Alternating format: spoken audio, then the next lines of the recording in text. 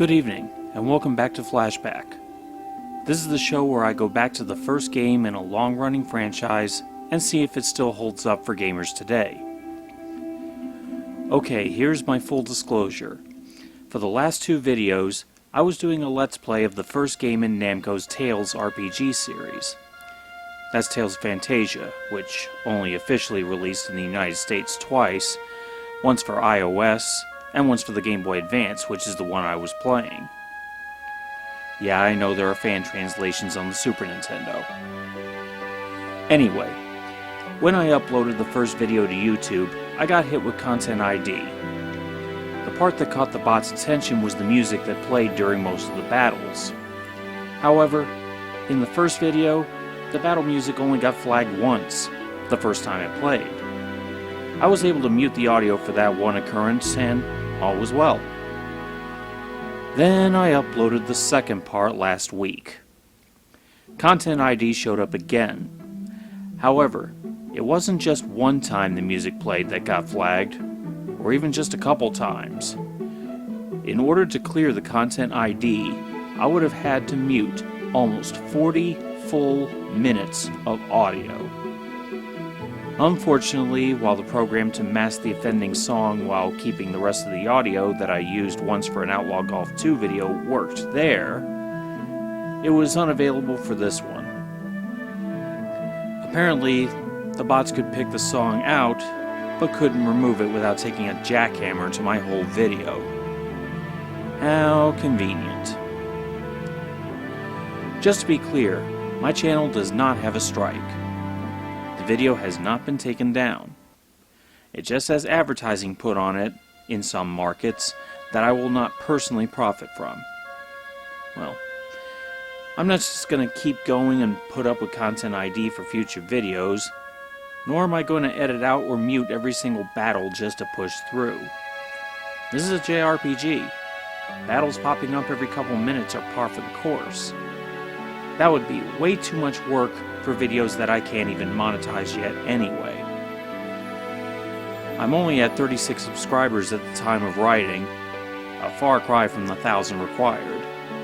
My significant other of 15 years, Allie, has been pushing me to set up a Patreon, but I still think it's too early.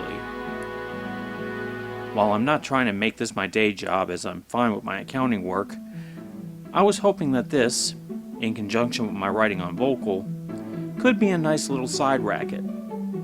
So for this video, I am jumping ahead to my summation of Tales of Phantasia, which I had actually planned for the end of my playthrough. Fortunately, I have given enough time to be able to answer the question that is the basis of this whole series. Does the game hold up? Well, anyone who has ever played a Tales game, even the most recent one, Tales of Berseria, will feel right at home with this one. The gameplay, while 2D, is completely familiar and streamlined to support the fact that the Game Boy Advance has fewer buttons than a PS4 controller.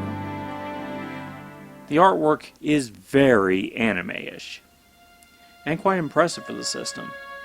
I like how the backgrounds in the battle scenes look like an oil painting. There's also a large amount of voice work in the game. While the voices are basic, and a couple, like Mint's, are annoying, it is still impressive to hear so much in a game on the GBA. It is cool to have another JRPG that features time travel as an integral part of the plot. Why should Chrono Trigger be the only one? In short, Tales of Phantasia is the birthplace of the formula that just about every subsequent Tales game followed, even to the present day. If you have no problem with 16-bit aesthetics, this one is just as much of an enjoyable time sink as any of the other games in the series. It does hold up. Now, finding the GBA cartridge is not that easy. I found mine at a local retro game store for $35. It may be cheaper to find the unofficial fan translation cartridges for the Super Nintendo. Anyway, if you like any of the other Tales games, you can still have a good time with this one. Next time I'm doing something special with my significant other. No, not a porno. It's something I wanted to do since I started this channel. After that, I'll be returning to Outlaw Golf 2 for tour number 4. Like what I'm doing? Give a like, and maybe subscribe for more retro gaming goodness. Have questions, requests, or suggestions? My Twitter handle is right down there.